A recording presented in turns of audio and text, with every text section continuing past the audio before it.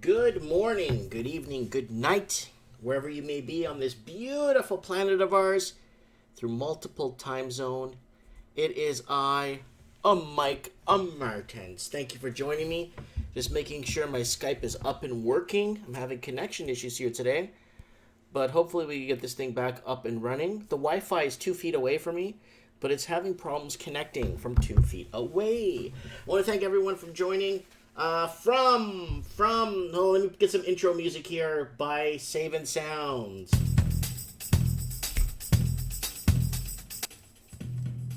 From Auckland, New Zealand, all the way to Sydney, across to north to Melbourne, and across to Perth, Australia, over to the UK, to Edinburgh, London, and Belfast and Dublin. And let's not forget Miami Beach, Florida, north to New York, across to Seattle, back down to California, and back up to Vancouver and across to Toronto. It is I, Mike Martins, your housing discussion guru. It's nice and early still, so I'm getting a lot of East Coasters. A lot of East Coasters coming in on the show. That's Ben Savin Sound, guys, for free. If you guys are looking for free, royalty-free music. I've been using this guy for years. Never had a problem. Link below in the description. So I'm going to be using a little bit of intro music once in a while if I remember to use it. Anyways, I got my Wi-Fi working. Wow! Comment section rolling already. Today is, what's today, guys? Today is, October 4th, 2018 for most of the world. Somebody wants some delusional Mike. Maybe later in the show. Owen says 9:07 in Toronto right now. Yeah, but there's some people logged in right now where it's already lunchtime and it is Thursday. So they're heading into their Friday already. We're still in our Wednesday. Anyways, thanks for joining me for Trends in the Housing Market, hitting up every English-speaking country. Every English-speaking country is following the same trend. Every English-speaking country has a free market. Every English country is in the same pattern of housing. And a lot of other YouTubers are catching on to this now. It's like, yeah, I've been doing this for like 7 years. Why? Because it's an abnormalities that I saw many years ago that weren't normal in a normal housing market. I'm doing my stocks, I'm doing my trades, my silver stacking, my own thing. Then I'm looking at the housing on the side. It's like, wait, something is not normal with the housing and no one's addressing it. No one's looking at this. This was 7-8 years ago. This is before the oil crash, before the whole oil crash in 2004. 2013, 2014. Like, none of this is normal. And why is no one addressing the unaffordability of housing? A lot of people say, oh, housing needs to go back to 2 years. No, it does not need to go back to 2 years. In Vancouver, it was 2 years, was still unaffordable. In Vancouver, housing needs to go back 13 years for Vancouverites to be able to afford. Because that's how long this bull market's been going on in the housing market there. In Vancouver, right? Other cities like in New Zealand, it's kind of more 4 years. Sydney is more the last 5, 6, 7 years, depending on how you look at it. You know? So we got Owen in the comments, Alex in the comments, and Andrew Baker. Yeah, lots in the comment section already. I kicked off an early show. I want to get a few articles out there before I get guests on the show. I have somebody from New Zealand who's going to be on the show, who's going to tell us what's happening down there on the ground. Absolutely horrible what's happening. So we got here, up to 10,000 to attend rally demanding the end of housing crisis. This is a really good one, guys. And this was sent to me from someone from Dublin, Ireland. So they sent me this and they said to please review this on my show, and I will. At least 500,000 people whose housing situation is causing them serious distress. This is posted, updated 6 hours ago. So let's take a look at this. This is actually a very good video. I'm going to play it from the beginning. Raise the roof! Not the rent! Raise the roof! Not the rent! Raise the roof! Not the rent! You can shove your rent prices up your arse. I'm sharing a 2-bedroom apartment with 5 other lads, 6 including me, and I pay $500 a month. Share a room with 2 other people. Originally I was commuting from County Wexford up to college, which can be really difficult. So at the moment I'm paying €240 weekly in rent, which accounts for 11 grand for 9 months for the entire year. That's actually the cheapest accommodation that I could find. I live in Waterford and I'm going to college in TKIT, and then if I can't get the train I have to get the bus up. Some days it's about 3 hours. It's rough enough like. I was 4 days away from being homeless in Maynooth at the beginning of the month, and I was actually lucky because I had a full-time job, so I had money. I just couldn't get a house. Because my mother and father died and I went to live with my nanny, and she died in my arms and no one else to take me in, so I turned to the street and I'm 2 years homeless. The last house that I lived in before the house I'm in now was sold by NAMA and I was evicted. One of the reasons why there's so many homeless people is because they've been evicted from the private rental sector. I bought my house 50 years ago for $3,700.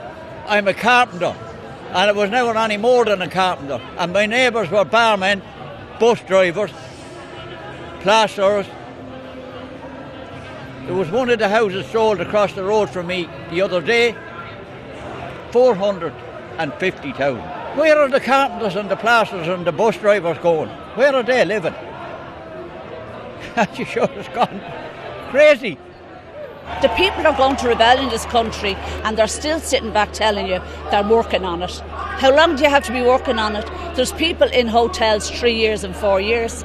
My God almighty, that's a living disgrace.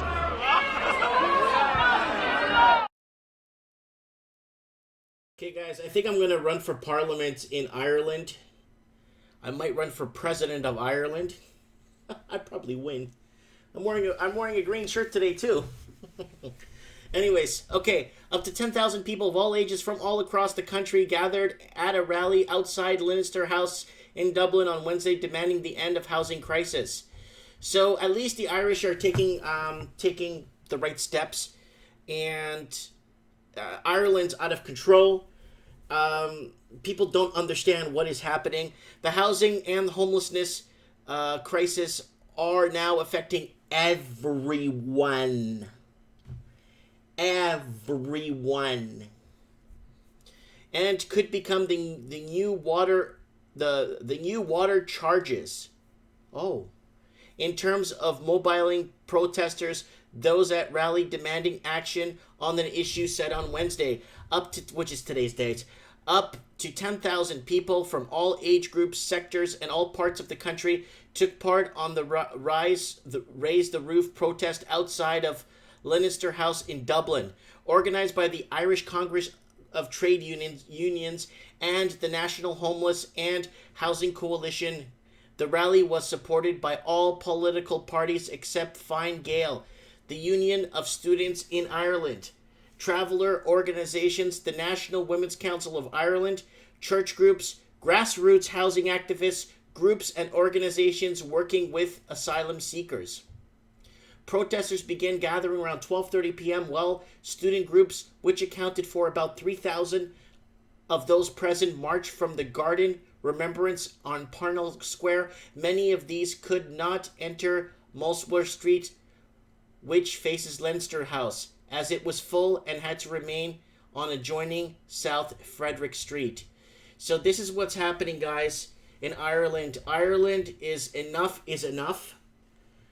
People aren't spending 70 or 60% of their income towards a rental for shelter.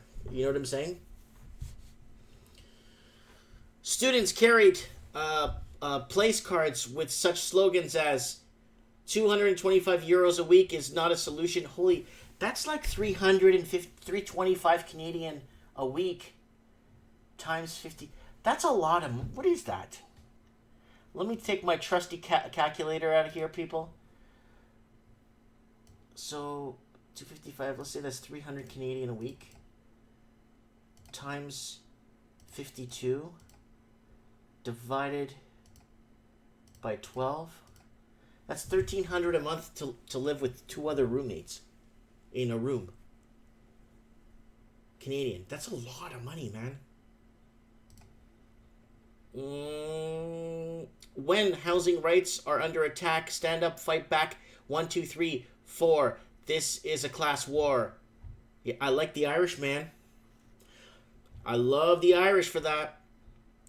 Scores and senators and TDs were there, including a contingent from the Labour Party, which was greeted by chants of Labour, Labour, Labour, out, out, out, from other protesters from several minutes. Several minutes is like a news thing there. This was explained. Some of those hinting for Labour's perceived role in policies precipitating the housing crisis while government with Fine Gael between 2011 and 2016. Every day, women and children are being driven out of their homes due to rent increases. There are now 2,500 women who are homeless. Women are more likely to be invisible forms of homelessness, more likely to stay and move between friends and family, and current figures do not represent the women in the domestic violence refugees or direct provision centers. Wow, look at the crowd. Wow. She said homelessness was devastating. Lone part of families who make up 60% of families in emergency accommodations. Housing campaigner Peter McVeary said that there were at least half a million people whose housing situation is causing them serious distress. Guys, you know what? This guy's from, where's this guy say here? Dublin Razor, the photographer, Tim Honey, Irish Times. Doesn't say what it says here. If the crisis is not solved, we are facing a cross-border commute daily to go to college. Wow. It's good they are building student accommodation, but it's luxury. It's 10,000 euros for 10 months. Oof. We don't need gyms and cinemas. We need affordable student accommodation. We're nearly 3 years in waiting for social and affordable housing. The minister is dragging his feet. Everyone is being hurt by it now. Like the water charges. There's gonna have to be nothing short of a rebellion in this country. Wow. Could housing spark rebellion in Ireland? I think the Irish are not up to playing games when it comes to their homestead. I really think, I'm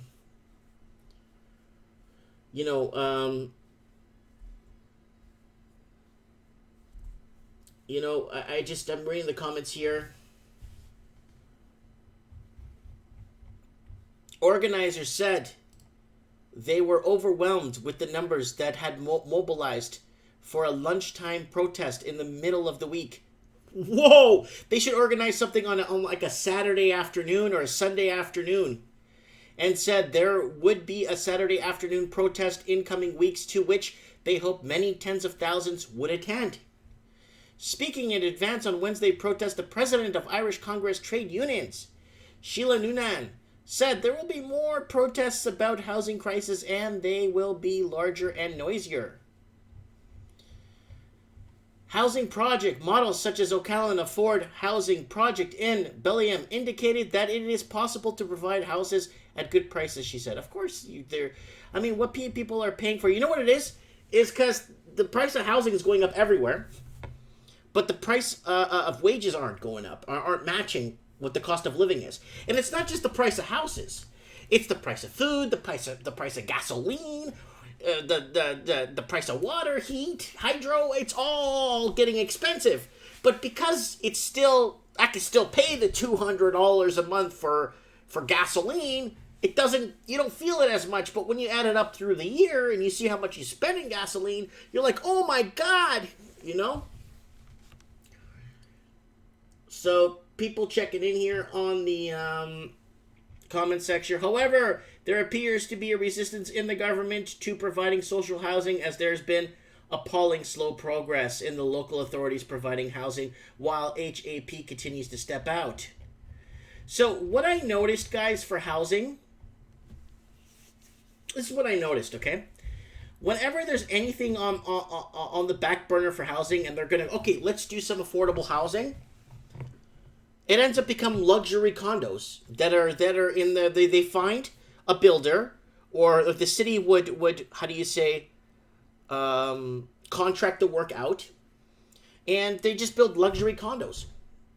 I don't know how that works, and then it's unaffordable. When the economy started to recover, the first thing we did was introduce a housing policy. Project 2040 is going to deliver 100,000 houses in the next 10 years. Maybe progress is not as quick as people like, but it's going in the right direction. Ms. Doherty acknowledged the speed which social houses are being built may not be fast enough, but they can only be built at a rate they can build them. Guys, social houses, why not create 100,000?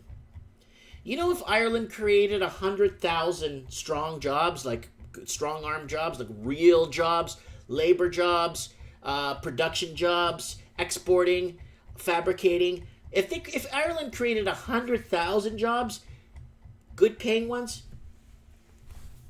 they wouldn't be in this problem. They wouldn't require more social housing. It would be different because a lot of people are in this predicament where they just don't make enough. They work. It's not like they're not working. They're not asking for free housing. They just don't want to pay $19,000 a year for rent.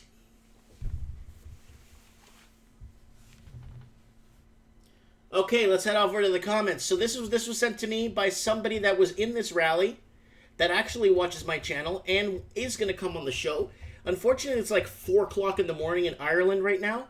So we're going to keep this on the back burner for next time, and we're going to have someone on the show that actually took some footage on the ground and interviewed a few people. So we're gonna talk to them on the show, hopefully in the next week or two. Now, this is very important. Let me just take a little sip of swing here. Wet my beak a bit, you know?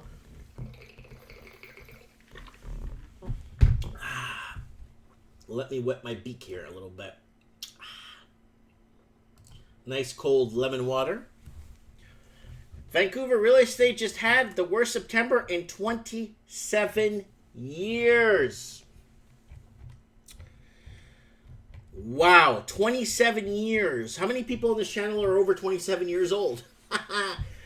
Vancouver real estate continued to cool off after years of record gains. Real Estate Board of Greater Vancouver numbers show price growth continued to decelerate in September. The slowing price growth is attributed to the rise of inventory and one of the worst months for sales in decades. Vancouver real estate price make the smallest advance since 2013. The price of a typical home in Vancouver is slightly higher than last year, but it's down from the last month. The composite benchmark reached 1,070,000 in September. Okay, guys, question for you guys in the comment section. Will Vancouver see a $990,000 by Christmas of 2018? Will they see it under $1 million? Would the benchmark in Vancouver be under $1 million? That's what I want to know from you guys. So the benchmark reached 1,070,000 in September, down 3.1% from the month before. The change represents an increase of 2.2% when compared to the same month last year. A monthly decrease is normal this time of the year, but dropping nearly 13,000 in a month still gotta hurt.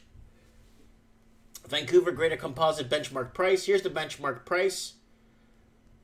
Let me see if I can zoom this out so we can actually see the... There we go. Yeah, there we go. So it's a roller coaster, and it's slowly starting to taper down.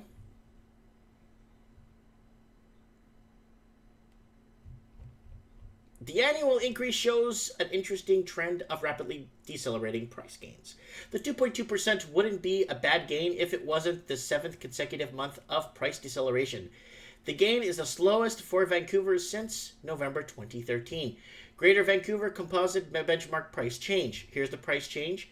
And we're heading back to 2012, 20... So that's sales, but this is not sales. This is the price change. It's hitting... It's approaching April 2013 numbers. I remember when it hit here, right there, when it hit 2015 numbers, about in and around right here. Vancouver real estate sales fall. 43% in sales fall. Holy smokes. Greater Vancouver real estate sales had one of the toughest months for sales in years. RBGV reported that 1,595 sales in September, a 17% decrease from the month before. This represents a 43.5% decrease from compared to the same time last year. The board noted that this is a 36.1% below from the average from the September 10-year average. They left out it's the worst September in 27 years. Must have slipped their minds. Yeah, probably did. So here are the sales. Woo! Here are the sales.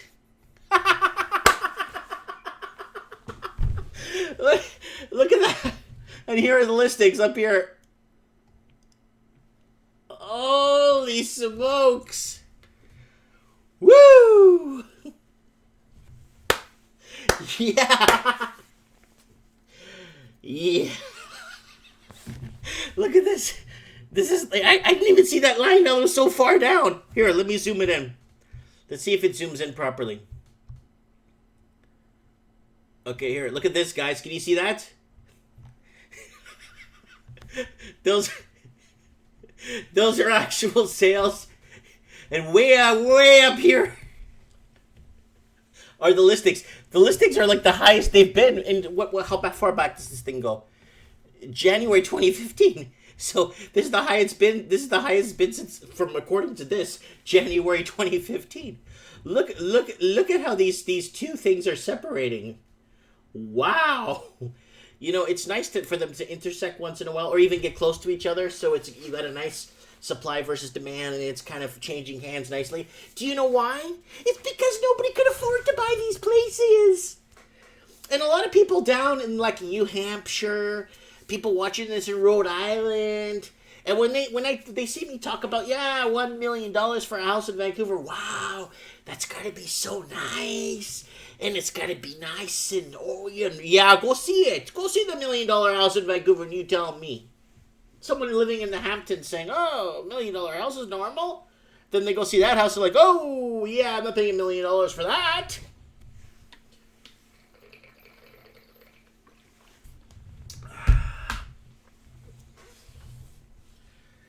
So look at that. Look at that separation. Woo! All right. Let's bring it back. Let me retard my my happiness here. Well, it's not that I'm happy. It's a lot of people doubted what I was saying. And now people are saying, oh, you were calling for this for so long. Of course it's going to happen. I'm like, no. This is abnormal. This is going to be the most abnormal price correction, crash, fix, bubble pop, whatever you want to call it, in the history of mankind. Because this is the first time in history where English-speaking countries, people working 2 jobs, can't even afford their rent, and they have to leave the big cities and have to hinder other towns. I'm a hindrance. I live in a town where I left my city in Vancouver because I'm not paying $1.8 million for a house that's realistically worth $175,000 in Texas. I'm sorry. No bang for the buck. Forget it. Vancouver real estate inventory jumps over 38%. So you see it here, right, guys? The inventory jump right here. Yeah. Woo! Woo! What about all the shadow stuff? All the lies and shadow sales and shadow listings that are removed, or so you don't really know what the numbers are? You know what I'm saying? Vancouver real estate inventory jumps 38 points. New listings for Greater Vancouver slipped lower. REBGV reported 5,729 new listings in September, up 36% from the month before. The change represents a 1.8% decline from last year. The month-over-month decline is largely expected. The annual decline wasn't. Despite the annual decline, inventory did make a huge leap higher. The number of homes listed for sale in GV Greater Vancouver jumped to the highest levels. RGV reported 13,084 active listings in September, 10.7% increase from the month before. The change led the total number of active listings to 38.2, higher than the same time last year. That's a big change for market for a market notorious having scarce inventory. Remember, supply and demand. Supply builds more. Yeah, that's going to be a lot worse with this perfect storm that's headed our way. I've been predicting this perfect storm now for years. Abnormalities. Unnormal. Fewer sales and more inventory led an important indicator to threshold level. The sales to active listings fell 12.2%, just 0.2 points away from becoming a buyer's market. Generally speaking, prices make over year declines, while ratio falls 12%. Currently, the market is balanced, which means little when the ratio is making a rapid decline. Vancouver real estate prices are up, but the sudden change of the mind of buyers could change that soon. There's significantly fewer sales this year, as well as much more inventory. Prices gains have already fallen close to the level of inflation.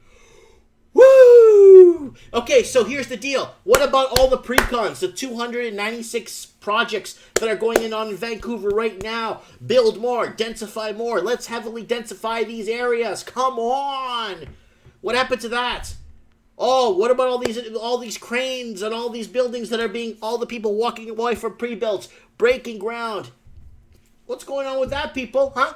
What happens when those get thrown on the market? What about the 66,000 empty homes in Vancouver? What about when those get thrown on the markets and people start realizing, I'm not paying this empty home tax, put it on the market for sale, sell it for whatever. Then you're going to start to see the trend really. This is a good sign of a correction, a pop, a crash, a bang, right there. That's a great sign right there. The more on the market, the less that's selling.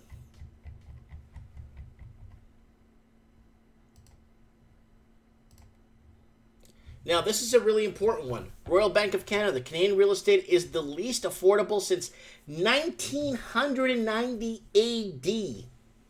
Let me hit the comments before we head off to this article real quick here. And we'll try and get Rex Cohen on the show. Rex Cohen is very important because Rex Cohen is a gauge for us. Rex Cohen owns a house in Vancouver, and he tried to sell it for $1.3 million. Then all his real estate friends and buddies were telling him, no, it's going to go up to 1.7, 1.8 million. People are coming with briefcases. Actually, let's get him on the phone right now. I got to get Rex Cohen on the phone. I got to get myself a I got to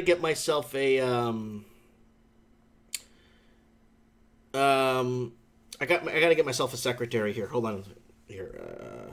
Let me get old Rex on the phone. Let's get Rex on the phone to find out if he sold his house and what's happening with the house. See if he answers the phone.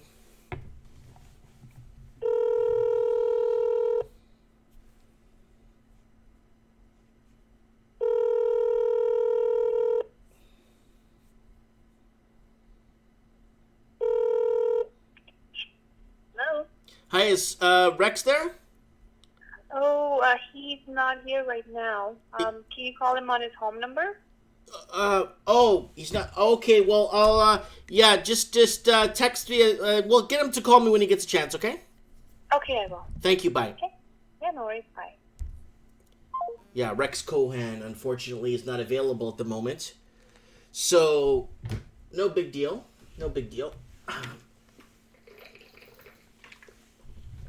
Oh, it's saying, Mike, thanks for the tip on my oil stocks are going up. It's going to see a little bit of a ripple. Guys, do not, remember, I am not a investment specialist. Do not listen to anything I say because I can't read, okay? And I don't have a degree. RBC, Canadian real estate, is the least affordable since 1990. Not that you needed a report to tell you this, but Canadian real estate is now at record levels of unaffordability. The RBC Economics Affordability Index approaching record highs. In Q2 2018, the index, which tracks how expensive it is to buy a home, hasn't been this high since 1990. Canadian real estate bubble. After the RBC Affordability Index, the index is pretty straightforward, so it doesn't need all that much explanation. That captures the amount of the income a median family will need to use to buy a typical home. The income is pre-tax, and the cost doesn't include taxes or utilities. The payments also assume 25% down payment with a 25-year amortization and a 5-year fixed rate. In case, or a term, 5-year term or 5-year fixed rate. In case you didn't catch that, it downplays the costs of homeownership. So here it is. Canadian Real Estate Affordability Index. Detached condo, yeah, it's getting into unaffordability, really high unaffordable levels here. So this is going up to Q3 of 2017. So, yeah. Oh, what's this? Vancouver Real Estate Affordability Index, aggregate detached condo recession. Wow. Wow, look at the detached sector. It's like almost at 120% unaffordable. Holy smokes. And the aggregate sits right there. And then you have your in-betweener, and then you have your condos. Condos are still within affordability levels, but that's where everyone's headed to. But are condos really affordable when you factor in the strata fees? I like calling them the mafia fees. Mafia fees are, I mean, I don't think even loan sharks charge that much, there was a guy I was talking to from Vancouver. He's got a 1-bedroom condo. He owns it. He's so proud. And he's right now in a negative position. He actually paid more for what it's worth right now. He's down, he said, like 12 or 16,000. It's not much. He doesn't think it's much. He thinks it's going to bounce back. How much you paying strata, man? Oh, like $700 a month for a 1-bedroom. $700 strata. There's some. I don't even think the mafia would even charge you that much vig. That's a lot of juice per month. That's a lot of vig. Anyways, let's move on. Toronto real estate says pop in the 905, drop in the city, and inventory rises in both. So 905, guys, is the Greater Toronto area. So if you're in the GTA, like it's like Toronto, Oakville, Ontario, Brampton, Ontario, Mississauga, Ontario, Markham, Ontario, Scarborough, Ontario. All those places are the Greater Toronto area. And so pop in the 905, drop in the city. Isn't that a Billy Idol song? Toronto Real Estate is still trying to determine what is going to do next. Toronto Real Estate Board, TREB, numbers show mild improvements to prices in August. The market also saw sales rise in the burbs, fall in the city, and inventory increased in both. The biggest takeaway, however, is September sales were significantly below August. The decline is unusual and could mean weaker than expected sales through the winter. Ooh. The price of a typical home moved just a little bit higher last month. TREB, Toronto Real Estate Board, reported the composite benchmark hit 765,400 in September, up 2.02% from last year. The City of Toronto reached 841,000, up 6.7% for last year. Most of the gains were due to increases in the condo apartment segment. Why? Cheaper inventory, and that's what people jump on last minute so they don't lose or don't FOMO kicks in. The annual pace growth is showing signs of improvement. TREB's 2.02% annual increase is a slight improvement from the last month. Ditto with the city's 6.74% increase when compared to last month. TREB only been positive 2 months now, so it's probably best to jump the gun and call it a recovery. Here's the annual percentage change TREB benchmark for all home types. So it went down, and it looks like it's peaking back up. But look at this, 2017. Holy max! Woo! You know what this is here, people? See this little section right here? You know what I call this section? This is a valley. And you know what they believe when investors see this? They believe it's time to jump on the bus, to jump on the bandwagon, because now is the time to buy. But no, it's not. Can I tell you why? Because it's going to keep going back down. This little resurgence in the market. Ooh, we're back to 2008 numbers. Look at that. See? They see that, and a good investor would see, look at the timelines, look at the percentages, look at the different quarters, and think that the market might resuscitate, but no, it's going to go into further. It's going to resuscitate just a bit here, and it's going to keep going down. Greater Toronto real estate saw median price make sustainable gains. Trebe reported the median sale price of $670 in September, up 4.6% from last year. The City of Toronto median reached $660,000, up 5.6% from last year. Median sale price aren't useful for determining how much you'll pay, since there aren't adjusted square footage or quality. They are still worth looking at, since they help give a better picture of a dollar flow. The metric is also common outside of Canada, so it's frequently used by international buyers. Toronto also saw the biggest average in sale prices across the board. Trebe reported an average sale price of $796,000 in September, 2.87% from last year. The City of Toronto saw the average of $864,000, up 6.8% from last year. Much like the median, the lack of adjustments mean that this is only useful for dollar flow. That's true. Here's the Greater Toronto average sale price change. Woo! So like I said, back from 2017 numbers, it's still nowhere near that, guys. It's nowhere. Yeah, they're gauging it from last year from here. So yeah, look at that. Whew. Real estate sales rise in the suburbs and fall in the city. Toronto real estates were mixed, depending on whether you were in the city. Trebe reported 6,455 sales in September, up 1.9% from last year. The City of Toronto represented 2,468 of those sales, down 1.08% from last year. The most important note is that sales are usually higher in September compared to August. That didn't happen this year. This means winter could be weaker than expected. Here's new listings. And here's your sales. Again, not a healthy look right now in the market. A good investor would see this and actually kind of stay away right now. And there's the active listings going up. Overall, there were many improvements compared to last month. Prices are slightly higher and the annual trend increase. However, the sales to active listings ratio continue to deteriorate. This typically leads to higher inventory, making it more difficult for prices to rise. Finance industry readers likely already noted the price gains are below inflation. So I already looked at that, guys. We looked this over before, and right now Toronto is not looking good. Okay, let's go to the comment section here. Mike, where is rent going to be in Vancouver? Well, we all know that in Vancouver they said that affordable rent is $3,200 is considered affordable rent. You remember the article I brought up, guys? Kevin Thompson. Okay, Owen saying, hey guys, first and foremost, if you are in Canada, happy Thanksgiving. And foremost. Oh, hey guys, first and foremost, if you're in Canada, I thought he said Formafist. Happy Thanksgiving. Formafist is another real estate channel. He's really good. Wow, the things are going. Bye. NSYNC singer Kevin Thompson. So NSYNC singer Kevin Thompson says to bye. And BKU is on in the comment section.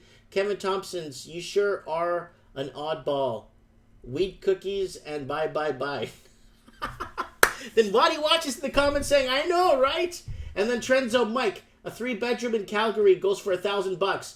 It's $3,000 in BC. Yeah, oh no, I mean, you could go maybe 15 minutes west of Calgary, 15 minutes west. And you could pick a 4-bedroom house there for $1,000 a month. Kevin Thompson said, if prices go up, I will get more, borrow more, and for my HELOC to invest. Double AZ says, turbo diesel, $1,000 a day for $2.73 years, $1 million. Daniel O'Brien said, I have to tell you this, Mike. I was over on the north coast of California, saw on television houses listed $800,000. These people are impoverished in that area. Oh, big time. Yeah. Daniel O'Brien should call in for sure. Sing a song, Kevin, Mr. E says. And Peter Ortiz says the Ponzi debt scheme, 5 houses and a condo, The Big Short. And Living the Dream says, Mike, unbutton the rest of your shirts just for fun. Oh no, guys, you won't like what you see down there. You know what I'm saying? And then What Do You Watch says, do it before you eat a biscuit. And then Trenzino says, crazy. Triple AZ Turbo says, 6 in a row. And then Kevin Thompson says, money, money, money. Kevin Thompson's a very important figure on this channel. And he is one of the very few that is saying that you should buy. Because now is the time to buy. And Kevin Thompson, woo! Then someone says, I thought Mike couldn't read. Well, I'm not a good reader. Like, I have a grade 6, grade 7 reading level. I'm being honest with you guys. I'm not, like, really all there when it comes to reading and mathematics, right? I guess it's just more how you see the outlook, the big picture. You know what I'm saying? I need to talk to Rex Cohan. He's not answering the phone, guys. Sorry, he's not home right now, and she wants me to call him on his landline.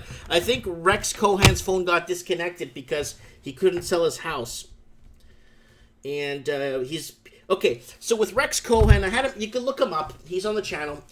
I'm not talking bad about the guy or anything. He had the house for sale for 1.31 million. It sold in Vancouver, and then he got a lawyer to negate the sale, and that's it. He thought it was going to go up. He believed in his friends that were telling him it's going to go up to 1.6, 1.7, and now his house is worth 1.1 and is dropping to 1.05 now, from what I heard. So I need to find out what is happening with that house, if it's sold or not. Hopefully he'll call me back. If not, no big deal. And we'll get Steve the plumber on a little bit later. I got I got so many people I could call. But I want to call my guest here. I wonder if she's on. Her name is Brooke. And see if she's on right now. She picks up. She's off in New Zealand.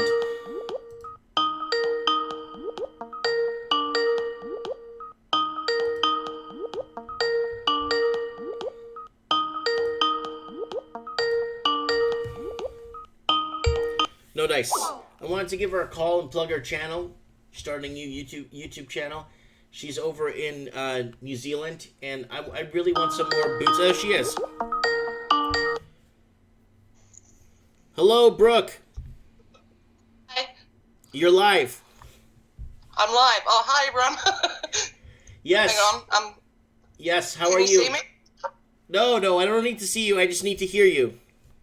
Oh, sweet. No, I'm doing good, man. How you going? I'm doing fantastic. We need a little bit of boots on the ground there in New Zealand to tell us what is happening with because tonight is housing crisis night, Wednesday nights.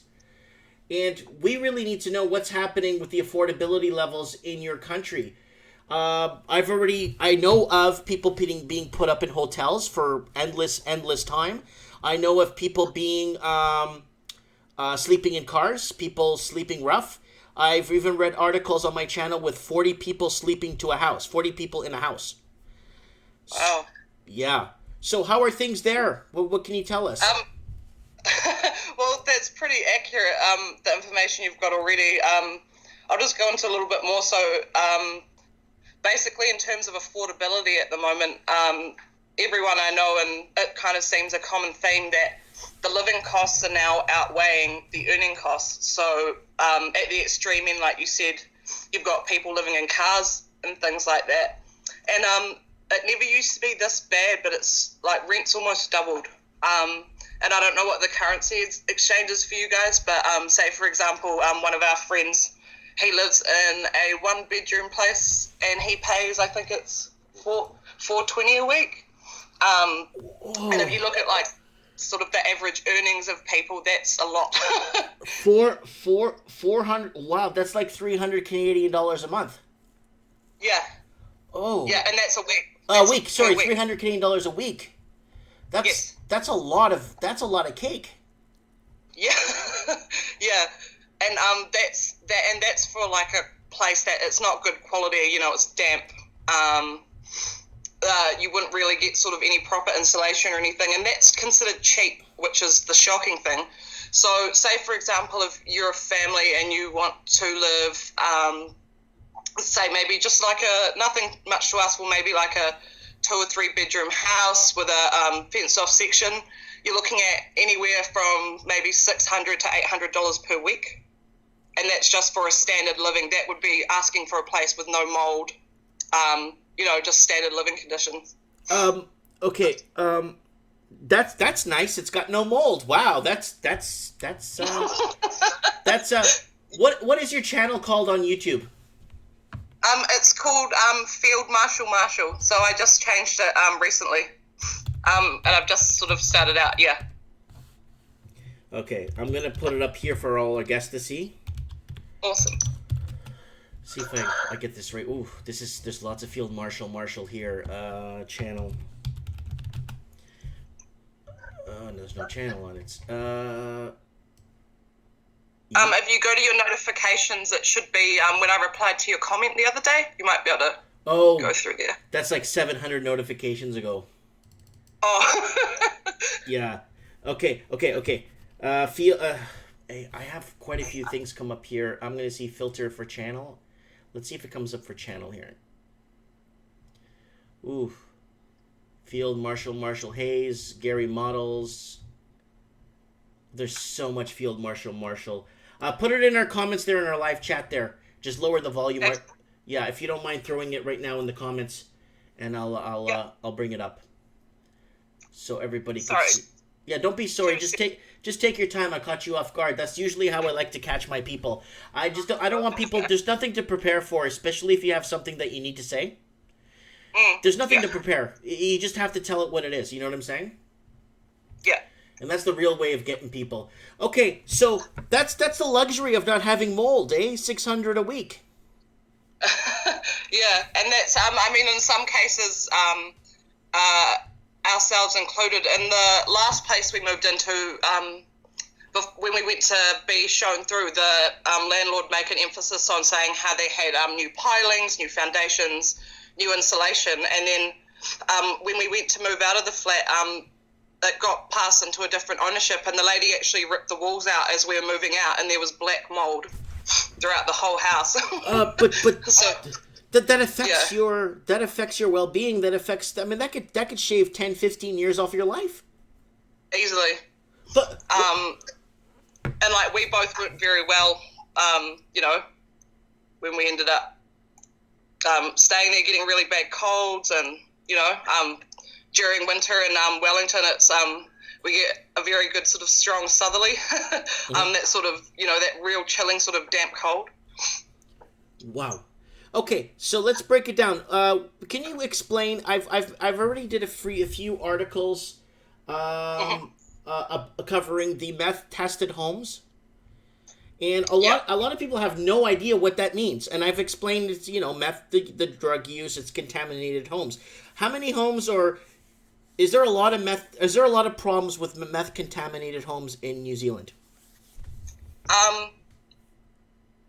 It's not like a huge issue as such. Like there has been a few cases, like it was more common in state homes and things like that. The government-owned properties for people on welfare, and there's been, you know, a few cases. There was even an instance where a pay lab got busted, a meth lab got busted across from the police station. Mm-hmm. They found. So it's not really a massive issue, but obviously when your house gets contaminated with that sort of stuff, it costs quite a lot of money, and because it gets in all the walls and you can't have kids in there afterwards and things like that. So that's because they've been doing, I think the landlords are trying to get the government to pay for the meth testing. Yeah. But you own the property. You take care of your property. You upkeep your own property. You know what I'm saying? Does that make sense? Mm-hmm. And they're pushing taxpayers to pay for this. Yeah. Okay, so you live in, what area do you live in? I live in Wellington, which is the capital of New Zealand. Okay, and that's how many miles from Auckland? About 900. Okay. Sorry, 900 kilometers. I'm not sure what that is in miles. That's like 670 miles. So that's a nice drive, actually. It's a nice drive. And have you had to move around because of affordability issues or the housing price issues? Absolutely.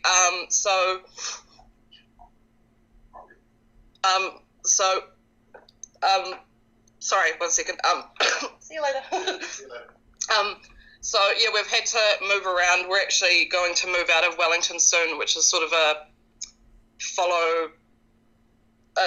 trend that's happening at the moment. So to give you an example, one of my friends' sister and brother-in-law, they're both in high-paying jobs. So one of them's a doctor and the other one's a lawyer, and they had to move out of Wellington City, and to be able to get what they were paying for, and they still had to pay the upper end of 700,000 New Zealand dollars. 700,000, and we are going to have to move soon because it's just getting to the point where it's like, do we pay someone else's rent, or if we're going to spend that much money per week, it should be on our own mortgage and somewhere slightly more affordable. Like, so for example, if we bought a house in Wellington at the moment, I think I mentioned to you before when we were talking, you're looking at sort of 600,000 plus, and that's at like the lower crappier end, and we're going to move away up to a place called Wanganui, and for the same place for a 4-bedroom is 210 New Zealand dollars. So there's a big difference there depending on where you are in the country. Wow. Yeah. I'm just actually blown away by this. So what's the minimum wage right now in New Zealand? Don't quote me on this. I think it's $15.25. I could be wrong. I think it just went up to maybe $16 an hour. So that's about 10, 11 bucks Canadian. Yeah. Okay. I'm just trying to kind of phase that. Wow. Okay. Affordability issues. So you're the trend that I want to ask you, the trend of the exodus of big cities, of millennials, younger people, even older people that are selling their homes in the big cities. Where are they mass exiting to? Because New Zealand isn't the biggest country on the planet. What other cities are starting to pop up there? That's a good question. The place we're moving to, for example, Wanganui, is probably about to pop up. We're going to try and get in there before it happens because they're building a seaport there. And I know you probably, from the sounds of it, you know about Auckland. No one wants to move there for that. I think they're on the upper end of $900 a week or something, and that's shocking. So yeah, that's like $600 Canadian a week, or $700 Canadian a week. That's a lot of cake. Yeah, man, it's so much. Well, you know what? I just gotta. I'm sorry, but I'm gonna have to pull up my cash converter thingy here. I'm sorry, but I'm gonna have to bring this up. Sweetest. Currency converter. I gotta see how much this is, man. Okay, Canadian dollar to. So let's convert from New Zealand dollar to Canadian dollar here, because Canadian dollar, okay. Yeah. So 1 New Zealand dollars buys 84 cents Canadian. So what are we looking at here? You said like $900 New Zealand dollars? Yes. Holy crap, that's $753 Canadian. A week. A week. Net. And that's not even including, auto expenses, power, anything like that. That's just the rent itself. Okay, let me pull out my trusty calculator here. So this is how we do it. We do 7. So that's 753.05 Canadian times 52 weeks in a year divided by 12 months. Yeah. Equals $3,200 Canadian a month.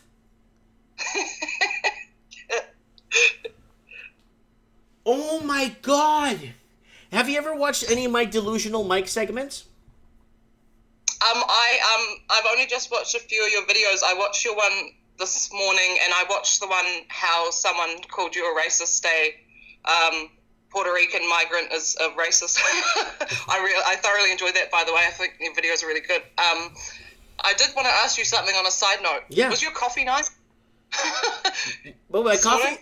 Yeah. My coffee's the usual. It's just a little bit of cream and that's it. Because me and my friend were talking about it because it was made so fast. You ordered and you got it. I was just like, is the quality good? Yeah, it's good. Yeah, well, yeah. They have it freshly made, right? So they have gallons of it ready to go, right?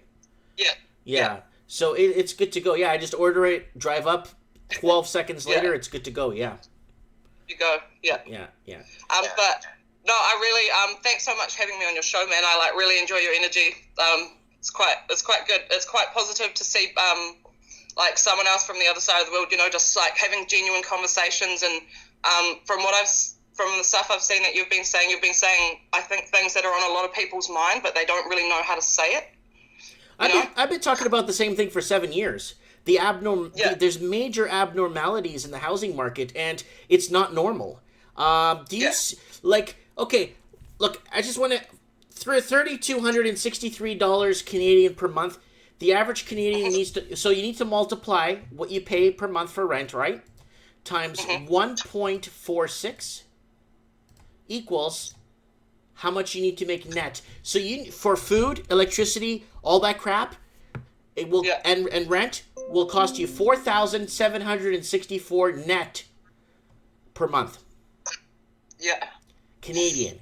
And then times 12 months, let's see what that comes out to. 60 large.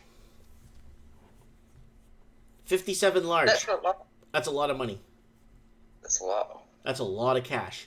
So what are you doing on your channel? I'm trying to find your channel here. You sent it to my... Don't send it to me on Skype. Send it on the chat over at on the YouTube. I'm going live right now. And sorry, 1 second. Yeah, just throw it on the chat there. Do you have a laptop beside you? Yes. Perfect. I will do that. Yeah, just go to the live chat. It's moving right now pretty fast. And the replayability on this channel is pretty strong. This video, by the end of the week, will have close to 2,000-3,000 views. So I want to make sure I get your channel plugged out there and make sure people know who you are. Are you gonna? Can you promise us at least a video a week? Yeah, man, I'll try that out. Definitely. I'm new to this whole thing. So I sort of just kind of did it on a whim, and I'm just seeing how it goes. But I definitely am keen, once I get a bit more confident and things like that, to do more videos. There's some really good issues that I think are good for public discussion. I liked your comments on the Kavanaugh situation this morning. I've been following that a bit, and a few people I know have. It's just very interesting what happens with all that sort of stuff. Isn't it? Don't you find it a pile of crap? Yes. It's an absolute gong show. It's oh my God, I found a piece of paper in his jacket suit pocket from 1984. It's from 1984, and it's got somebody's phone number written on it, and I think this might be somebody we need to call. It's like, let's start investigating his toaster. Maybe his toaster has something to say. Yeah. It's disgusting. It's absolutely disgusting. It's like he farted in the wind once 12 years ago, and it got into a small child's nose, and he farted in the wind. Okay, so back to what's happening. I'm gonna have you on Mike in the Night on Saturday, which is Sunday, 2 p.m. your time, roughly. If you can be available for Mike in the Night. Mike in the Night, we talk about what happened with Stefan Molyneux being banned from New Zealand, what happened with what's happening with wars, or what's happening with, I don't know, just stuff, and I'll help you grow your channel and get a good base out there. And we could feed each other information of importance, you know what I'm saying? That sounds awesome. Yeah, definitely. Okay, so meth-tested homes, we covered that. Black mold, how big of a problem is that? Because I know that's been going around quite a bit.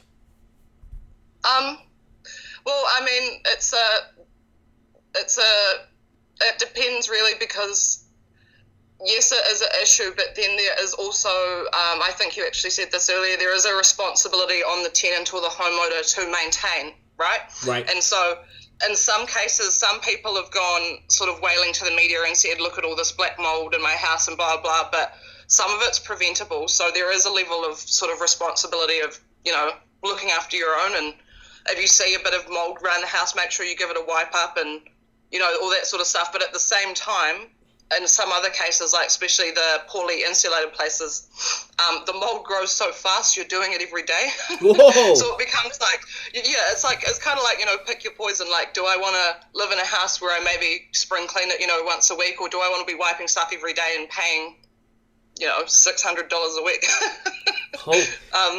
I just, the affordability levels there is through the roof. So, okay.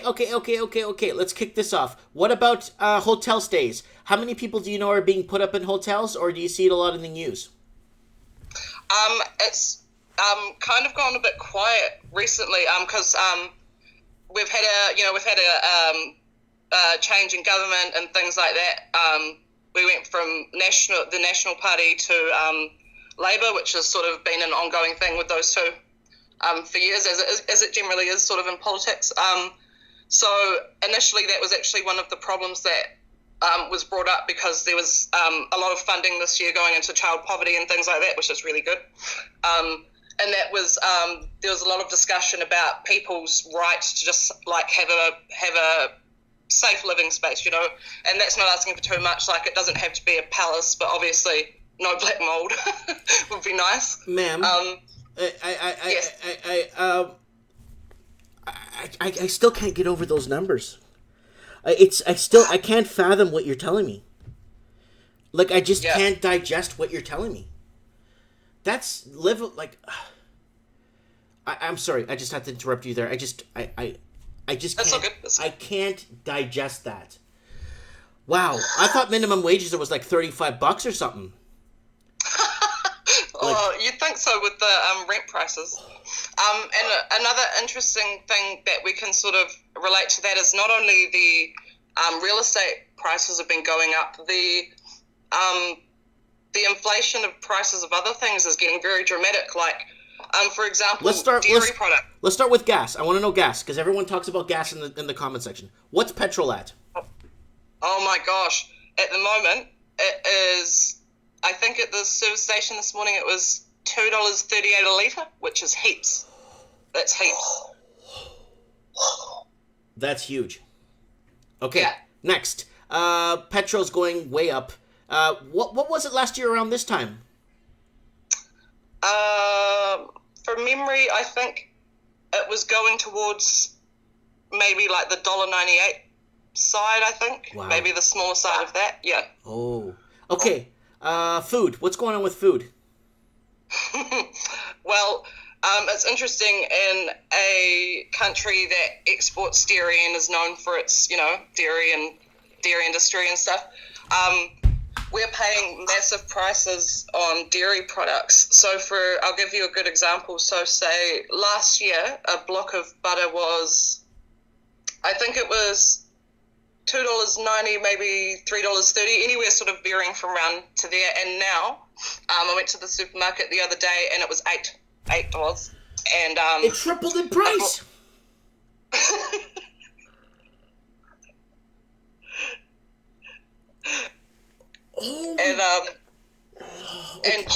And cheese went from something like $5 to 14.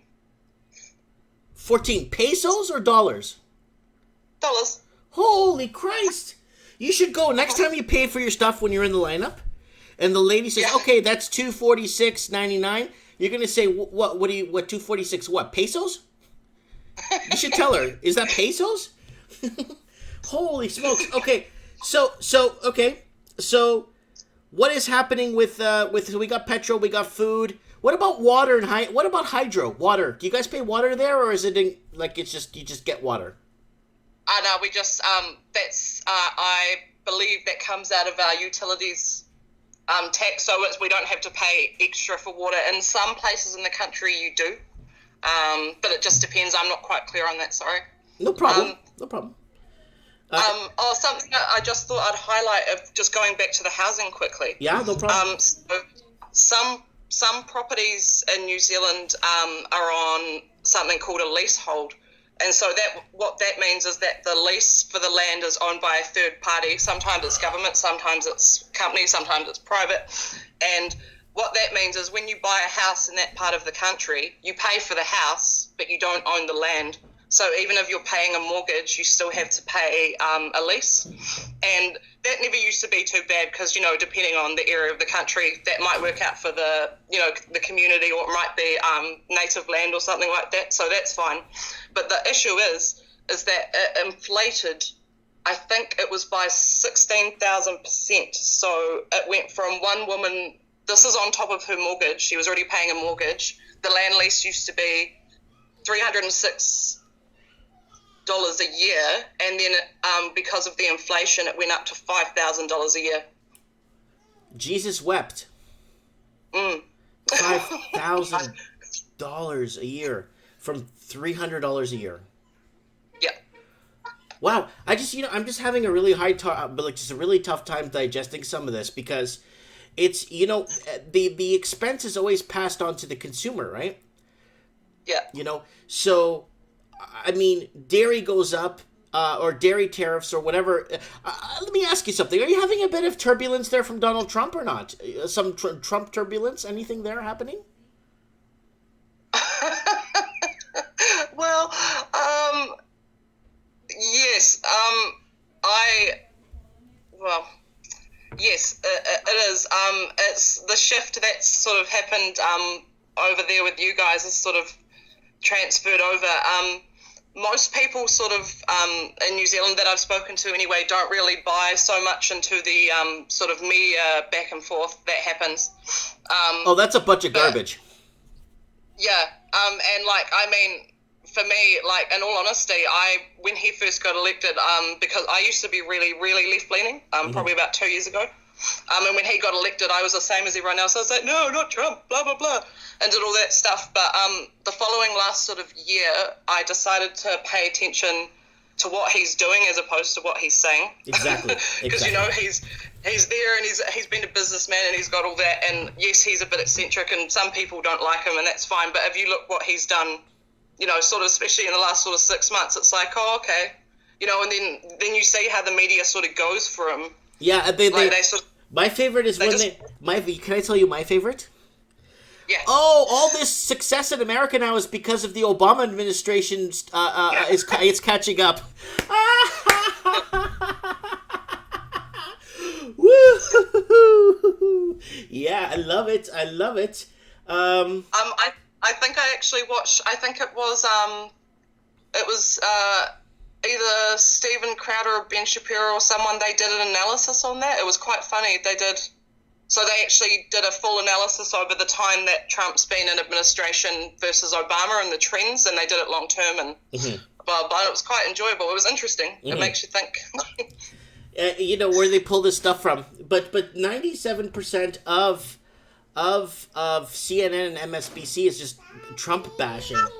It's just Trump bashing, right? And I can't handle that anymore. It's, you know, and you want to know a secret? A lot of people don't know. I actually met Donald Trump 2 times. Oh yeah.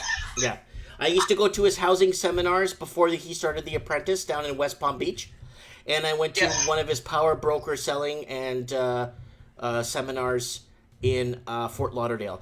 And, you know, he told me one little piece of advice that makes a lot of sense, and I'm going to tell you this today, okay? Yeah. Some of the best deals that you do in your life are the ones you never do at all. Yeah. Do you know what that means? Do you know what he's referring to? Someone, go ahead, tell me. Oh, well, just from what you told me, then my interpretation of that is kind of like, well, sometimes things are better left untouched, I guess. Yes. You know, because I remember his head ringing in my head when I was going to buy a house in Vancouver. I saved a pile of money to put down, and his head, that saying he told us kept ringing in my head. I don't want to do this deal. I think it's best I don't do this deal. And I didn't, thank God. I left the city, moved to a small town, bought a 10-bedroom house for $260,000. Nice. And the same house in Vancouver would have cost me probably close to $2 million. So you see the difference in price there, right? Yeah. So anyways, I wanted to ask. Okay, let's ask. I still don't have you didn't send me the link. Yeah, I'm trying. I'm trying to do it. The pressure is. No. I'm just. Oops, I'm just doing that now. Where is it?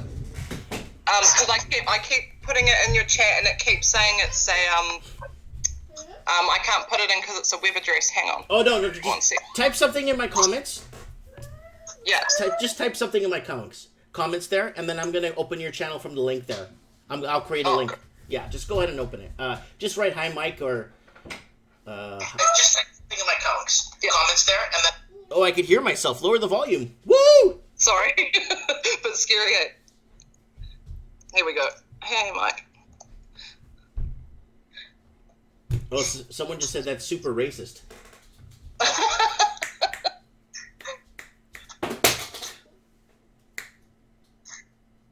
There you go. Is that you? There you go. Field Marshal. Correct. All right. Let me see if it opens your. Go to channel. Here we go. Field Marshal is up. There you are. Thank you. There you are. All right, let me just put back my interface here, so where it was. Okay, there you are. From New Zealand, from Wellington. And 3 hours ago, you just put up a video, a genuine question for New Zealand media. Yeah, good. Yeah, so just try doing a video, vlogging, just like I do. Nothing serious. It doesn't have to be try cover a range. Try and create a little bit of a balance on your channel so that you're not... Because I just can't focus on housing, because then what's going to happen is a lot of the housing officials might try and shut me down. Yeah. So I got my daughter here paying me a little visit. Okay, so what is happening? Let's say friends. Give us a friend story. A story of a friend that basically a housing issue. Okay, well, I've got I actually got told one yesterday from one of my good friends, actually. So she's living in a place at the moment, and ever since they've moved in, like, the gate hasn't been fixed. The roof's leaking. They're paying $560 for a 2-bedroom. And she got a very rude email which had actually been forwarded to her from one of the other property managers the other day, saying that they were useless tenants and they hadn't mowed the lawns or something, and was basically calling them lazy, but they hadn't actually spoken to her, and like, she was honest about it. She was like, fair enough, we didn't mow the lawns, like, it's been winter. Like, she was fine with that part, but it was just almost the malpractice of forwarding her crap like that. Like, that's unnecessary. Yeah. And she was like, that's cool, we've both been working. So she's got a baby boy just under 2 and another baby on the way, and her partner works 6 days a week, and she's trying to work about 4 days a week as well as looking after their son. So, they haven't been able to maintain the property. That's fine. That wasn't the issue. It was that. And then she said, well, what about the sink? Like, they hadn't been reimbursed for things. And it's just really interesting, like, the sort of dialogue that was going on with it. And then when she did research of the company, it turned out that it was a married couple going through a divorce, and the guy was trying to get more money. Interesting. Okay, I got a question. Abandoned homes owned by foreign investors. Are there a lot of them in your area? Abandoned homes? No, not abandoned homes. Where they're owned by investors and they just leave them empty. Because in Vancouver, we got 66,000 empty homes. Really? Yeah, they're owned by investors and they don't rent them out. Some of them still have Christmas decorations up there for 4 years. Wow. Yeah. Are you seeing a empty house problem in your area? It's not so much empty house. What a lot of investors do, say, for example, is they'll buy one of those $1 million properties, like, because they're investors. So I'm assuming mill's no skin off their nose, because then all they do is the property that's on there, they just demolish anyway and build their own, or they build, town housing, or they try and build upwards. I know what you're saying. Yeah. So they're intensifying or kind of combining more or just making it more boxes in the sky is what it is. Correct. Yeah. Yes. Whatever happened to the lavish backyards and the nice, 3-bedroom, 1 pool, $230,000 house? What happened to that? I've been asking the same question because wouldn't that be nice? In this day and age, and I think obviously everyone would like to live in a mansion, wouldn't we all? But majority of people, if you're gonna, you work within your means, and most people sort of just want a nice space for their family with a bit of a section, nothing extravagant, and it's the places that are available are so expensive, and even people who are high earners are struggling. So when that sort of starts to happen, it's kind of, I start asking a lot of questions, because of people who are earning over $100K a year can't afford or choose not to waste their money on, property that's been completely sort of blown up price-wise. Yeah. It's just like, what about, if you can think about those are the high-paying people, everyone else sort of that trickles down from that is having the same, if not worse, problems. And where do you see... you're going to help me with these 2 articles here. I'm going to read them out. I'm going to read out the headline, and you're going to tell me what you think here. Let's go to New Zealand in the world's top 5 riskiest housing markets. I've been talking about this for the longest time, and it says, don't panic over falling Auckland home prices. And it looks like, do you see pricing going down for housing pricing? No, not at the moment. It's still early days. It might happen, these sort of things take a little while. It might happen in the next 6 months, but I haven't seen any evidence of that yet. Okay. Let's move on to the next article. First home buyers are paying 699,000 New Zealand dollars to get a foot on the property ladder. Yes. Yeah. Wow. Yeah. Wow. I did a show back, I think like 4 months ago. I was showing this 2-bedroom, it looked like a trailer home in New Zealand, and they were advertising it on a sales site, a real estate site. Great bargain for first home buyers. 20 minutes from Auckland. Fantastic livable place. Great. $1 million for a 2-bedroom shack. I was blown away. Yeah. Motivated seller. Are you seeing a lot of people on your area putting up for sale signs, or is it just kind of hit and miss? My boyfriend's a builder, so he does a lot of work, and he said there's been a trend, instead of people, when they do up their homes to sell them, now a lot more people are actually, instead of doing their house up to sell them, what they're doing now is they add more value to their own property and sort of just stay there. So, adding a better kitchen, things that add good value. I'm not quite clear on, all that sort of stuff. Property is not my not my thing, but just from what he said, a lot of people doing renovations and sort of just staying where they are, really. I know people who have bought a first home, not in all the cases, of course. Some people save up themselves, but a few people that I've spoken to have only been able to get a house because they've got a leg up from someone else, or like their parents maybe went halves on the mortgage with them, or they went in with a couple of friends or something. Does that happen a lot where people go in with a bunch of people to buy a house?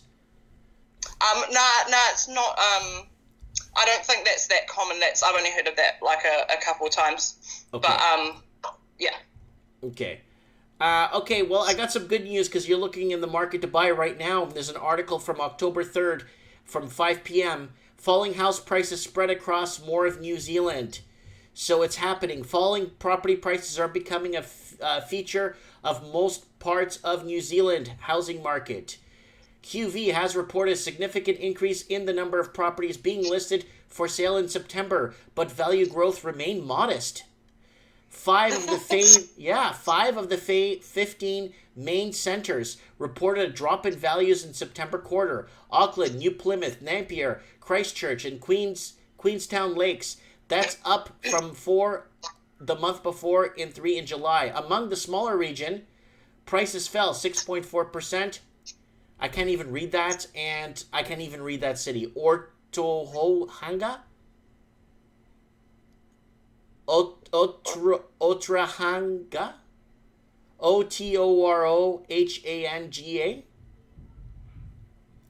Oh yeah, Otrahanga. I don't know. I'm not even gonna try. I'm just saying I don't know. Yeah, Otrahanga. I don't even know where that is. So yeah, it looks like prices are dipping in New Zealand. It's in a freeze mode. So Phil Tyford, the housing minister, what do you know about him? I know he's been on the news a lot there. Has he been making changes in the housing? Not that I've seen. I haven't actually looked into it, to be honest with you. So I could even get back to you on that one next time we speak. But, Phil Tyford is trying to do make a difference because your Prime Minister Jacinta, she's worked hard and built a platform on affordable housing. That's how she got in as Prime Minister, right? Yeah. So we'll see what happens. I mean, there were other things, but that was one of her pitches. Yes. That's a major deal because look at the situation most of your country's in, right? Mm-hmm. Yeah. So you got to keep us on the pulse. We need to know when you move. Like, we don't need to know exactly when you move, but when you're moving and how, what it's, are there greener fields in the greener pastures in the smaller towns? Is it working? Is the exodus more people leaving? Did you see a lot of your high school and school classmates leave to cheaper? Yeah. Even I don't keep in contact with as much of them now, but a lot of people that I still sort of know from school they still live in Wellington, but they live sort of in the outskirts where it's a bit cheaper.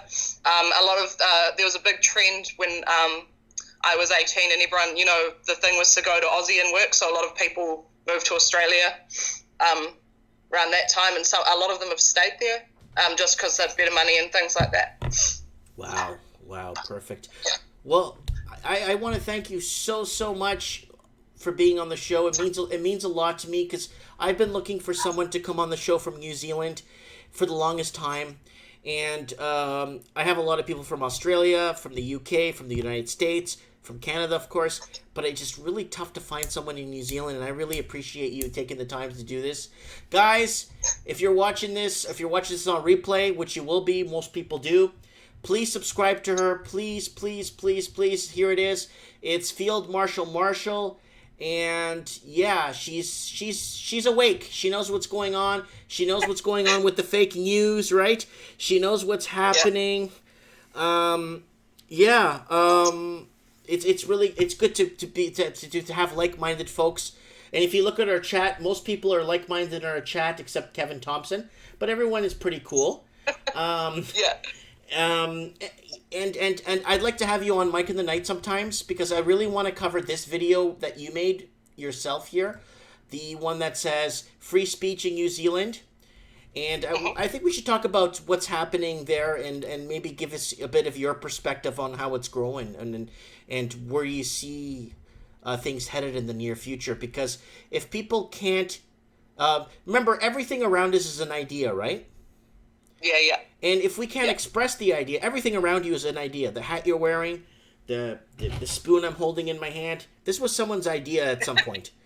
And if these ideas don't get put out, we just start reversing human progression very fast. Very fast. Absolutely. Yeah. Thank you so much. No. Absolutely agree. Thanks for having me on. Thank you so much. Enjoy the rest of your day there. And, we'll keep you on the pulse, and thank you so much. Enjoy. You too. Thank you. Goodbye. Bye. So that's Brooke. Brooke on the show. So happy to have her on. Finally, somebody from New Zealand, some boots on the ground that understands. You unifying the English-speaking world. That's what we're doing here in Trends in the Housing Market. Because every English-speaking... I'm sorry for interrupting her, so I couldn't fathom how much it cost for her rent. I couldn't fathom how much rent costs there. $600 per week. For what? It's not a plantation. It's not Wayne Manor. It's not the Taj Mahal. $600 a week for a house with black mold in it. I don't know what to tell you guys. Okay, back to the comments. Kiwi Land, it's not unlike Oz. You have to sell your ruby slippers. Yeah, Kevin Thompson, very expensive gamble. Then Stan Ulch says the people at the top got to keep their income. Then James Andward 62 says, here's an idea: perjury for false rape allegation made by a woman reacting. And Mr. E says, Card Shark Kevin, I fold. E Ben KU says, Kevin Thompson, while I'm agreeing with renting is good, it's just overpriced. Buy right now. Yeah, maybe this Mike of the Night, we should do a Mike of the Night this Saturday. I should get E Ben Q on, maybe discussing, I want to discuss gasoline prices, and I want to discuss free speech. I want to know what's happening. What is happening in free speech in Japan? How it's working out there? I don't know. What the free speech is in Hong Kong? We could talk to our truth analyst, Evan, who's got his ear to the ground, that knows what's going on everywhere at any time. And maybe we could get a couple other folks maybe discussing what is happening with, why is media betraying us so much? Why does media want to betray us? Yeah, we should do food. We're going to do food, gas. We should do food, gas, free speech. We should do a combo show and have a few people on and get that going on. CYZ44 says free speech in Mexico. Yo, are you in Mexico right now? Because there was a person that messaged me saying that they moved from, I think it was New Zealand or Australia, to Mexico because the prices were so high in New Zealand or in Australia that they moved to Mexico. Oil is rising. Guys, I've been saying oil is rising for the longest time. You heard it here first on Trends in the Housing Market. Okay, the Lost Canuck is there. Maybe we could get him on. I'm not sure if he's sleeping or if he's going to bed. We need Steve the Plumber on later. I hope he's okay. I hope he's still around. I don't know where Rex Cohen is. We need to get on the pulse and find out if he sold that house or not. We got to follow up with him at least once a week. We need to know what's happening with that house in Vancouver because it's dropping like a rock there.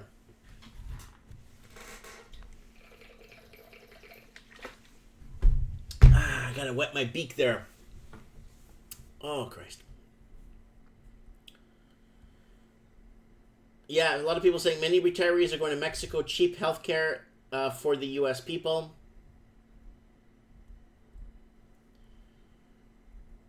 Oil going up to $120 a barrel, says the Lost Canuck. I'm forecasting $100 easy, and I've put my money where my mouth is. I've purchased my stock, and it is going up.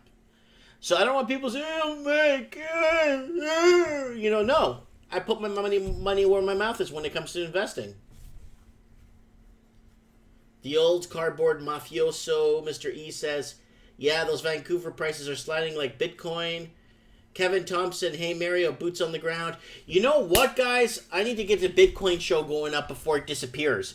Because I promised you guys I'd do a Bitcoin show talking about Bitcoin. And the people I'm trying to get on don't want to come on my show because I'm not that big. In subscriptions, that is. And we'll see what happens. I mean, I'm trying to get Bitcoin people on, and like I said, I think I'm in and around 5,500 subscribers. So, anyways, Lost Canuck. If you're listening to this, call me right now. I'm not sure what number to call you on, so if you want to call me, Lost Canuck, call me. I don't know where Steve the Plumber is. Find out what's happening in Toronto. Let me see who else we got here. Cha-cha-cha.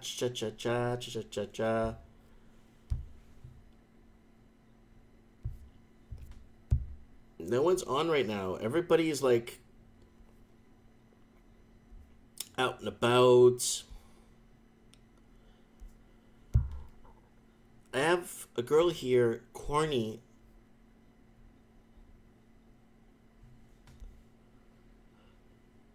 Corinne, sorry. I can't read. Corinne, and she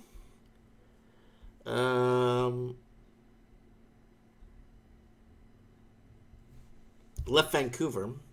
I don't know if she's available. Let me see if she's available. It looks like her Skype is on.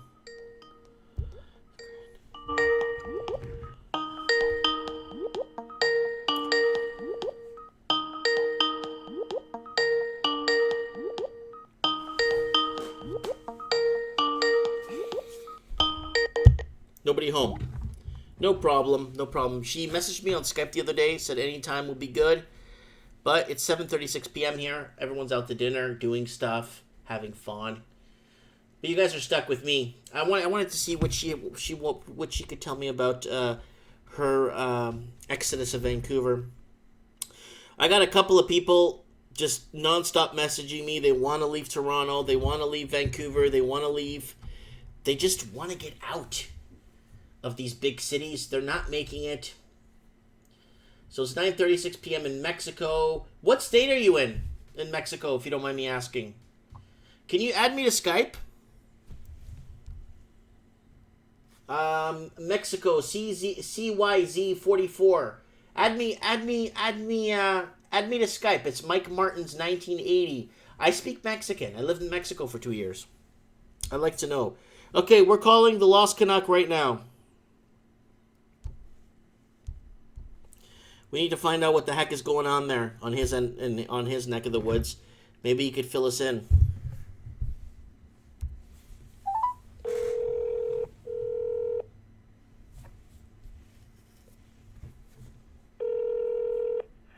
Hello? Who the hell is this? It's the Lost Canuck. What's going on, Mike? Nada. What's going on in your neck of the woods, buddy? We're starting to see a funny thing happening right now. We're actually seeing a lot of, I guess you could say, people trying to put up more for sale signs. But what's funny is the real estate itself are trying to hide a lot of things, of course. But it's more that, Mike, I don't know how to explain it. We're not going to see signs saying reduced price. We're going to see more new price. Oh, so they're rewording it so there's no fear in the investors. That's right. So we're gonna see a lot of. I've seen a couple already in Barrie. I've seen a couple in Bradford. New price. And I know for a fact, you know, we follow Andrew Clark's beautiful Facebook page. Mm-hmm. And I recommend everybody to join that if they got Facebook. I even talked to Steve the plumber this week. Mm-hmm. And he was going to buy me a new truck, by the way, but he didn't. But wait, he was going to buy you a new truck? Yeah, Steve the plumber. He had to buy new trucks because he's making so much money doing plumbing that he had to. His 2 trucks went down, and we were just talking when he was at the dealership. I want him to call you to tell you how much he got for the trucks. Yeah. He was mentioning that he picked up a couple of trucks for work. Yeah, and so we were talking, and he said the same thing. It said that a lot of these people are, and you know, they're always comparing to last year. Mm-hmm. Like Better Dwelling had a story that Gary Madero sent on Facebook. They're comparing to last year's prices, but we all remember 2017 was a 40% decrease from 2016 yes. in pricing. So how can you compare to something that's already dropped 40% and they only say, oh, it only went down 6% or 3%? Well, no. Remember that was an anomaly, right? Yeah. And you know what the funny part is, Mario, is they create language in a way to fool us. Of course they do. It's the same thing as the Trudeau, we were all talking about if we were going to get this NAFTA deal. Now they changed the name USMCA. Okay? So now Trump has got us by the you-know-what. And Trudeau had to make a deal because I'm telling you, if he didn't get this deal done, and Trump needed it too, just as bad, but he didn't show it. He waited till Canada was so desperate because, again, we only have, 33 million in this country mm-hmm. compared to 390 or 400 million in the States. So he waited till he had the upper hand, and as soon as he had the Joker card, he put it down and said, okay, Trudeau, we're going to call it this, and you're going to give me all this, and I'm going to get that, and you're going to get this. So the farmers got screwed here in Ontario. Yeah. Of course. Big time. I was ever a farmer out there listening to this, I really give you my 100% support. And the other thing, Mike, nobody's talking about, especially the media, is how the Quebec elections for premier went to the one side. Yeah. I was talking about that, I don't know, like 4 or 5 days ago, how it's going severely conservative now. Yeah, and it's like this guy wasn't even, last year he wasn't even in the top 3 or top 2. Mm-hmm. And all of a sudden they just started, everybody's waking up or everybody's being quiet just before the elections. Yeah. And it's just funny how this works. And I'm going to ask you your opinion now. Who do you think is going to win the next federal election? Are we going to be doing the same thing? Are we going to pick somebody that's never been in a race like Maxim? Is he going to end up pulling it off? Are people going to be such a change and say, you know what, enough is enough? Because you look at what they're doing to Goldie there. Yeah. You know, like she's out there trying to get her word out, but they don't want her out there. You just said it just 2 minutes ago, how the media is hiding everything on our umbrella. And of course the media is controlled by you know who and who know what. Mm-hmm. And this is what bothers me is, even today when I'm walking, I'm doing a client's house. I was building an addition, and we're talking. He's an ex-York Region drug squad. We start talking. And the first thing I said to him, and I said, you know, I got a lot of friends in the States, and they're really supporting Trump. You know, I just want the reaction. Mm-hmm. And a lot of them are such dunce. Oh, I don't know how he can win the next election. And here I am. I didn't go to school. I don't even have a grade 12.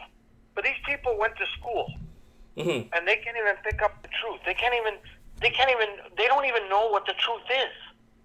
They just believe in the system, and it's like they have no vaccination. They're poisoned. There's no vaccination for them. Their education is controlled, their own opinion. Mm-hmm.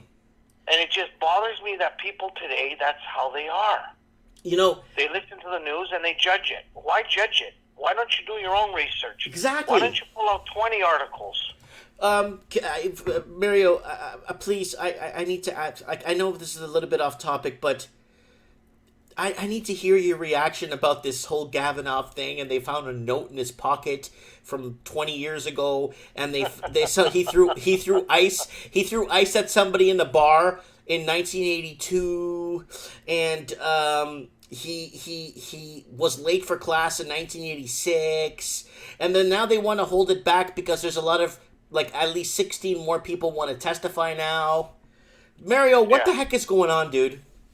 Yeah, well, first of all, they don't want him to get in power, because if he gets the Supreme Court, which he'll be a very good judge, my opinion, he's not biased, okay? He was under, you know the history, he was under Bush's administration for years. They did an audit on him. They did a FBI investigation. He went through all that before he even got to be the right hand of the president. 7 levels. All of us, yeah. And that's a different level than me and you would ever go through. Yeah. Then all of a sudden, this guy's, you know, Trump wants him in. He nominates him as a judge. And now they're trying to pinpoint him because the other judges, Mike, were distinguished. Mm-hmm. And Trump is a brilliant man. He got these judges in a corner and says, I got 3 envelopes on you. You're going to do this right now. You're either going to resign or I'm going to put this out in the public. Mm-hmm. So, of course, they had to resign. They had no choice. It's their name. Mm-hmm. So now this guy, he's going in. He's not only going to change America, he's going to change the global thoughts of politics and erase corruption.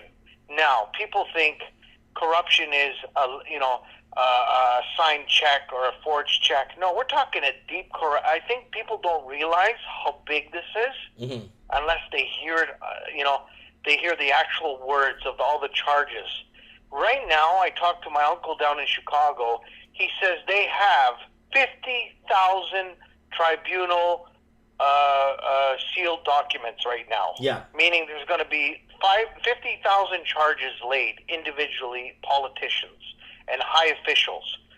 So he told me an average in the States is about 300 a year. They have 50,000, Mike. Yeah, that's yeah. You know, and it's just waiting to erupt. Now I want to give you something else. You know, I'm into spiritual and all that stuff. Yeah. And they, you know, my wife says it, my mother-in-law says it. They say that I got the sixth sense sometimes. So I had a dream. Now, we could say it could be a dream because I was doing a little digging on politics. I love politics. I'm like you. I get into it. I get into the world. I get into the American one. And I had a dream of a man coming to the door. Okay? Okay. He opened the door. And we started talking, and I said to him, okay, now this is just after Trump won the elections, okay? And he said that God made Trump win this. So I thought, okay, it's my dream, whatever. And he said, and I said, yeah, well, why wouldn't he let Obama lose the last election? And this is what was answered to me. He says, Obama never won the second term. And I said, what do you mean Obama didn't win the second term? He says, because that's been cheated in. So I don't know if you've ever heard that one before. So I'm trying to dig some information on that one. So I think that's going to come out very soon. And I want the listeners to listen to this. California is going to be Trump's zone soon. Yeah. He's going to win that election. He's going to win that state. You know, but the thing is, yes, he can. But you know what the problem is with that? Is a lot of the Trump supporters are just fleeing California by the hundreds of thousands. Yeah, yes, they are. They are. But at the same time, I've been told that he's going to win that seat because it's like you said, it's very bad there. And it's disgusting what they've done to those people, man. It's just... Did you see... And we're going to get it up here. We got migrants moving in, and listen, I'm not here to criticize anybody coming to our country. I want people to understand that, and I'm sure you're the same way, that they can come here and work. I don't mind. They go through the right path, the right trails, the right criminal check, whatever. I give you all the respect to come to this beautiful nation. The only thing is I got problems is we're not taking care of our vets, we're not taking care of our retirees, and all we're doing is we're bringing migrants in. And the government's not doing it because they want to do it because they have a big heart. They want to change it, and Trudeau's trying to change it so he can get them to vote for them. As soon as they get the status to be here, they don't even have to be Canadian citizens. Remember me and you were talking about this? Yeah. And they can vote. And that's why we need people like Faith Goldie and other people out there to start bringing their Constitution up to the front page, and this bloody media do the same thing to stop corruption and stop these politicians making their own agendas. I wanted to ask... That's what irritates me. I wanted to ask you, did you see my Utah housing little segment I did? Yes, yes. You see how fast things changed in 1 year in Utah? Yeah, it's just unbelievable. Like the people from Portland, Washington State, like Seattle and King County areas, and California are rushing to Nevada, Utah, Arizona, and Nevada's out of control. I can't believe how big Reno, Nevada has grown, and 100,000 from California. I saw that. And another 100,000 coming next year. The whole, the whole central part of the U.S. is going to be eaten alive. It looks like a lot of people aren't going to Texas. There's people going to Texas, but not as much as we think. You know what I'm saying? Yes, yes. Everyone's going to Nevada because the median house price in Nevada is still in and around $300,000. But the thing is, Utah is just in the $400,000 mark, and nobody could afford it anymore. That's right. So it's overinflated. It's overinflated, and people, and a lot of people are leaving Portland, and a lot of people don't know Portland, Oregon's tipping at $401,000 right now. Imagine, Mario, Toronto tipping at $401,000. Yeah. It took it to what, to 1.2 million for it to tip? Yeah. 1.1 was it 1.1? Richmond Hill saw 1.6 million, right? Yeah, and look what CMHC is doing now. Now they're accepting applications for self-employed people. Are you kidding me? Yeah. Are you kidding me? Now you're doing this because now you're desperate. Now you have to keep the market going. Stated income. Stated income. Yeah. Because now nobody can show the documents that they're making this kind of money, and if you're self-employed, you don't want to show the government exactly the numbers you're making. Mm-hmm. You're going to show the minimum or the middle, so you don't get yourself into trouble. But at the same time, if you're going to show everything, you're going to end up paying all the taxes.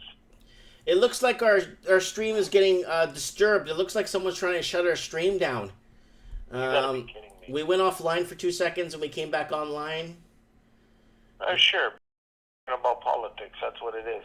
Everybody's watching what's going on in Toronto. You guys have no idea. I want the listeners to know that Faith Goldie is doing damage in Toronto. I am telling you, man. There's a lot of people starting to back her up, man. And I think she's going to be number 2 very soon. Oh yeah, for sure, she's going to be number 2 soon. I really hope she gets in. I really hope she gets in. So do I, buddy. So do I. Oh, we're losing connection. buddy. Stream resumed. I told you. Once you're talking about her, they're watching every single freaking thing you're doing. So here we go. You mentioned her on the other video.